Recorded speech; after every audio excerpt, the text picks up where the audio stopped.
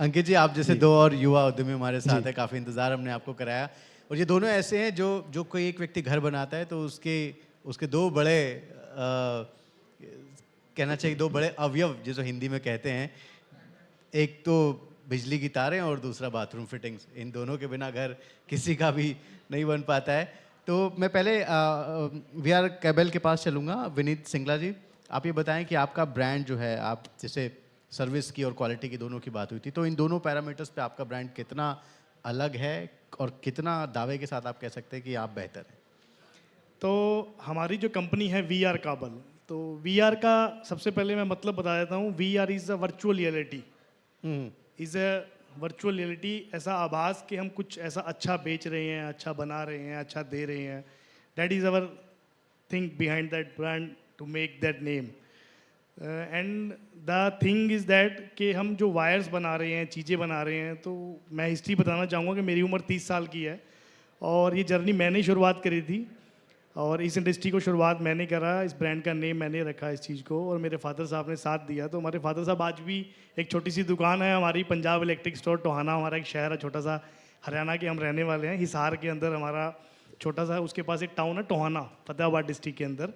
तो वहाँ के हम लोग रहने वाले हैं। हमारे आज भी वहाँ पे एक छोटी सी दुकान है, हमारे फादर साहब आज भी दुकान पे बैठते हैं। और दिल्ली बवाना इंडस्ट्री में हमारी फैक्ट्री है जिसको हम संभाल रहे हैं। तो हमने जो ये शुरुआत करी थी, हम शुरू से छोटे होते हैं तो स्कूल में पढ़ते थे, कॉलेज जाते थे, तो हम दुकान पे बैठते थे, 2 घंटा टाइम देते थे, फादर साहब को देखते ही कैसे सामान बेचते हैं या कैसे चीज़ को देखा जाता है, समझा जाता है। तो वो चीज़ देखते देखते हमारे मन में तब से एक थॉट जनरेट हुआ कि यार कुछ ऐसा करना है या कुछ इस तरीके से करना। तो उसी ट्रेड से लिंक हमने वायर मैन्युफैक्चरिंग करना शुरू किया, जो बहुत टाइम से हम 1989 से ट्रेडिंग करते आ रहे हैं कॉपर्स वायर के अंदर। तो वहाँ से हमने मैन्युफैक्चरिंग, मैंने सोचा कि मैं इसको शुरू करता हूँ और उसी भावना से शुरू किया कि कुछ, फॉर एग्जांपल अगर हम बात करते हैं, वही आजकल क्वालिटी और कमिटमेंट की जो बात हो रही है, तो बेसिकली हमने इस थॉट से काम किया कि अगर कोई 100 रुपये की चीज़ बेच रहा है, प्राइस हमने भी 100 रुपये ही रखा, हमने 90 रुपये 105 रुपये नहीं रखा। लेकिन अगर हम फीचर्स की बात करें कि फीचर्स जो हैं, हम लोग अगर 100 रुपये वाली चीज़ में कंपटीटर 5 फीचर्स दे रहा है तो हम उसमें 15 फीचर्स दे करके उसको प्रमोट कर रहे हैं। तो बेसिकली हम इस थॉट से उसको आगे बढ़ा रहे हैं चीज़ों को। जी। और इतनी कम उम्र में आपने जो शुरुआत की है, चैलेंजेस तो बहुत सारे आपको आए होंगे, तो कैसे आपने डील किया? क्योंकि ये जो प्रोडक्ट है, ये मतलब सत्य सनातन वाला प्रोडक्ट है। जब से हम देख रहे हैं घरों को बनते हुए, बिजली आते हुए, वो तारें तो वो हैं और आगे भी रहेंगी। उनका उनका मतलब स्थान कोई और वर्चुअल रियलिटी नहीं ले सकती है। जी। तो इतने जो ये कन्वेंशनल प्रोडक्ट है, इसको बनाने वाले भी बहुत हैं, बेचने वाले भी बहुत हैं, तो कैसे डील कैसे करते हैं आप? इसमें हम लोग डील इस तरीके से करते हैं कि सबसे पहले जो हमारा मेन डोमेस्टिक मार्केट की अगर मैं बात करूँ, रिटेल मार्केट की, तो वहाँ पे इलेक्ट्रिशियंस जो हैं प्रमोटर रहते हैं इस चीज़ को प्रमोट करने के, जो चीज़ को बताते हैं कि कैसे चीज़ में डिफरेंस रहता है कि अच्छी है बुरी है।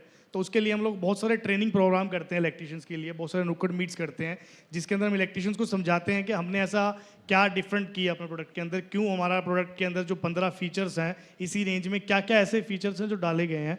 फॉर एग्जांपल हम सिंपल सी बात करें, बहुत एक छोटी सी चीज़ है कि डोमेस्टिक वायर एक FR रेटिंग जिसको बोला जाता है, तो हमने उस डोमेस्टिक वायर में सिंपल PVC ना लगा करके उसी रेंज में 105 डिग्री कैपेसिटी का PVC लगाया है, जिसकी वजह से उसकी एम्पेयर कैपेसिटी बढ़ जाती है और जो हम बोल सकते हैं कि उसकी क्षमता बढ़ जाती है एम्पेयर लेने की। तो उसी सेगमेंट में, उसी गेज में, उसी कॉपर में, सब चीज़ में एक अच्छी वायर को हम बना करके प्रमोट कर रहे हैं। और चैलेंजिंग तो मेरे सामने इतने तक आए हैं कि शुरुआत में जब मैंने फैक्ट्री को एस्टेब्लिश किया था, लगाया, तो सबसे बड़ी मेरे पास जो आज भी अभी तक भी 100% सॉर्ट आउट नहीं हुई है, जो कि पीपल मैनेजमेंट, अगर हम बात करें कि लेबर वाला पार्ट हो गया या सेल्स टीम का पार्ट हो गया। सबसे बड़ी प्रॉब्लम, जैसे कि पीछे भी अभी जो पैनल डिस्कशन हो रही थी कि अच्छे अच्छे लोग जो हैं वो उधर चले जाते हैं, ग्लोबल में चले जाते हैं और कुछ गवर्नमेंट ले जाती है, तो जो हमारे पास बचते हैं हम उन्हीं को ट्रेंड करते हैं, उन्हीं की स्किल्स को आगे बढ़ाते हैं और उन्हीं से हम लोग अपने बिजनेस को बढ़ाने के लिए एक मेहनत करते हैं। तो सबसे बड़ा चैलेंज मेरे लिए वो है।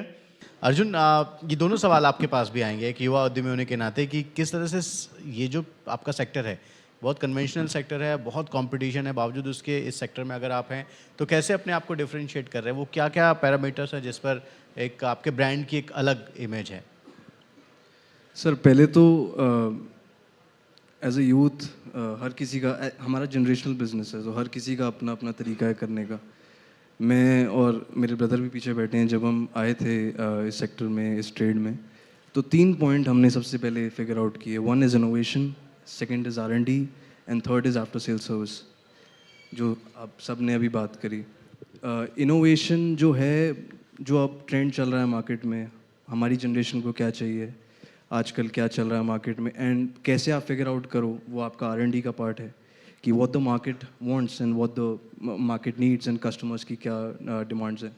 एंड उसके बाद आफ्टर सेल सर्विस कि आपने अगर एक सक्सेसफुल एक लीड आपने सक्सेसफुल कर ली है, आप कैसे उसको अपने फैमिली का पार्ट रखें सालों साल तक। सो हम ऐसे ही सर करते हैं। तो इस जो तीनों पैरामीटर्स हैं आपके, कितना आप अपने आप को बेहतर स्टेज में पाते हैं इन पर काम करने के बाद? रिजल्ट्स क्या हैं इसके आप? रिजल्ट सर बहुत बहुत अच्छे आए हैं और आशा है कि इससे आगे और भी अच्छे आते रहें। तो बहुत सारी चुनौतियों के बारे में हमने बात की, बहुत सारी संभावनाओं के बारे में बात की, और साथ ही बिजनेस जगत की क्या क्या अपेक्षाएं हैं देश से, देश की सरकार से, उनके बारे में भी हमने बात की। और फिलहाल इस खास पेशकश यानी ABP बिजनेस कॉन्क्लेव में इतना ही। आप देखते रहिए ABP न्यूज़, आपको रखे आगे।